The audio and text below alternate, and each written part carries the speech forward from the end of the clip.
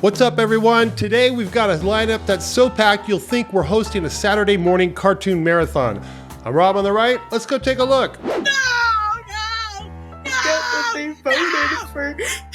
Honey, we'll give you some spring goat crop in the next.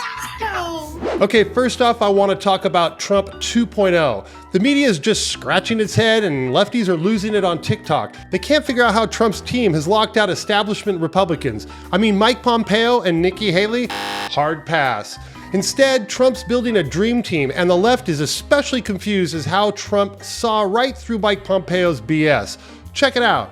Do we know what it was with Mike Pompeo, who served him quite loyally for 4 years as CIA director and Secretary of State? Was it his support, for example, of Ukraine?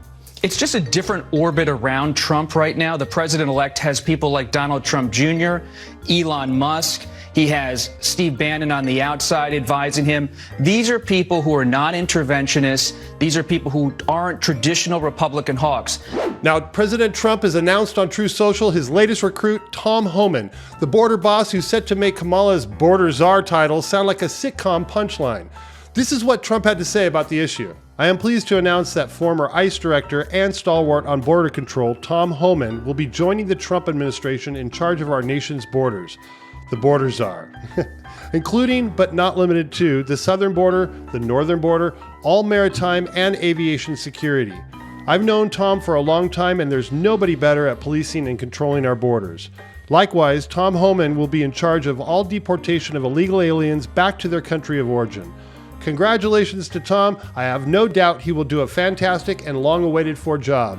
And let's be real, this guy doesn't take any nonsense. I mean, the clips of him roasting Congress are outrageous. This is MAGA Unleashed, baby. Roll the clip.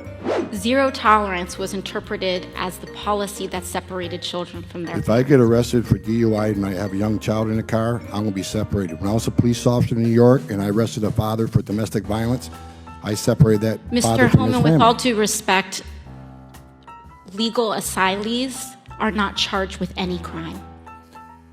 When you're into the country illegally, it's violation 8 United States Code 1325. Seeking asylum is legal. If you want to seek asylum and go through the port of entry, do it the legal way. The Attorney General of the United States has made that clear. Okay. Look, you want to know why there's 50,000 people in detention? You want to know why we have 1 million illegal entries in the United States? You want to know why we have these issues? Because you have failed to secure the border. You have failed to work with this president to close the 3 loopholes we've asked for 2 years to close. So if you want to know why this issue exists, you need to look in the mirror. You have failed American people for not securing the border and closing loopholes. Mr. Homan, Look, please respect the chair and the authority of the chair. The time of the gentleman has expired. I've asked you politely to let me go beyond my time, and you let other people go beyond their time, but not to Tom Homan. He don't get me go beyond his time. Mr. Homan, we have approved an agreement between the Republicans and the Democrats with the ranking member. We increased the time of one member of Congress who was interrupted by a protest. That is done with the approval of the ranking member. Please respect the chair's authority. I respect the chair's authority, but the chair... Mr. Homan! You work for me. I'm a taxpayer. She almost broke that gavel. I'm a taxpayer. You work for me.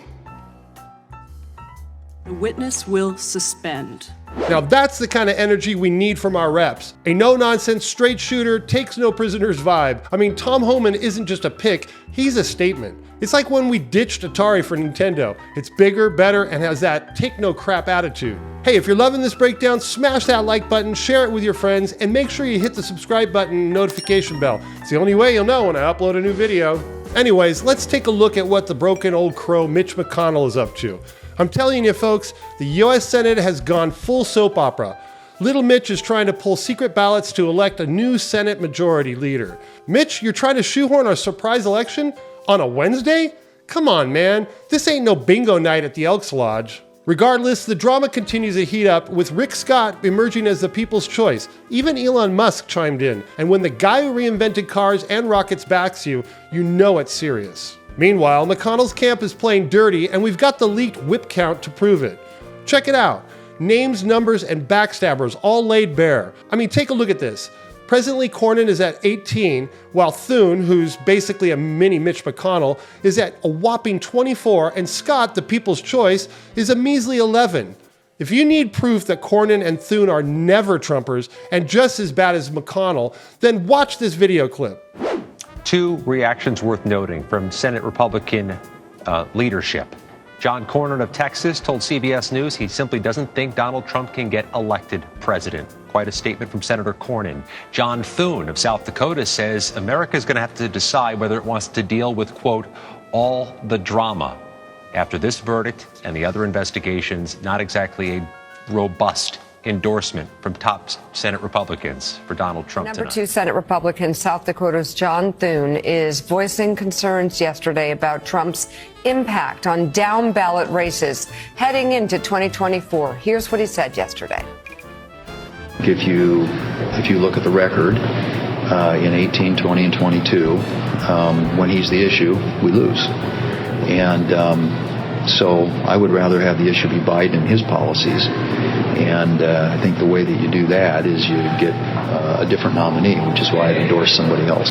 I tell you, this is mutiny on the bounty. And if you saw your senator on that list, it's time to make some calls, folks. And in the meantime, if you got thoughts, drop them in the comments below. Let's keep the conversation rolling. All right, now let's talk about Trump's latest mic drop moment. Over the weekend, he announced plans to redirect Congress's Ukraine war funds to build tent cities to support the homeless here at home. And just like that, the Harris-Biden administration freaked out and scrambled to respond. Their solution? Expedite every penny left for Ukraine so Trump can't touch it. I'm talking $6 billion gone faster than you could say, be kind and rewind. It should be up to the United States and a coalition of nations that we have built to continue to supply Ukraine with the means to defend itself against brutal Russian aggression. You've got like, what, $6 billion in money left. That's already. And President Biden made clear when President Zelensky was here in Washington a couple of months ago that we would spend all of the resources that were provided to us by the Congress on time and in full, meaning that by January 20th, we will have sent the full amount of resources and aid to Ukraine that Congress has authorized. The contrast couldn't be clearer. Trump's prioritizing the homeless, and the Democrats are doubling down on international spending of your money. So what's the takeaway here? Trump's assembling a no-nonsense team, Mitch McConnell is playing cloak and dagger, and the Democrats are scrambling to outmaneuver Trump's America's First policies. It's like watching a chess match with one side always flipping the board over every time they're about to lose. It's a classic lefty maneuver. But here's the thing, whether it's Tom Homan's appointment or the Ukraine funding debate, this all points to one truth.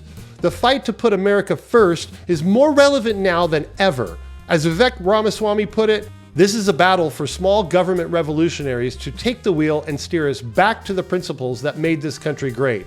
So there you have it, folks. Another wild, wild weekend in politics. If you liked this video, check out one of my other videos over here. And if not, see you around the campus.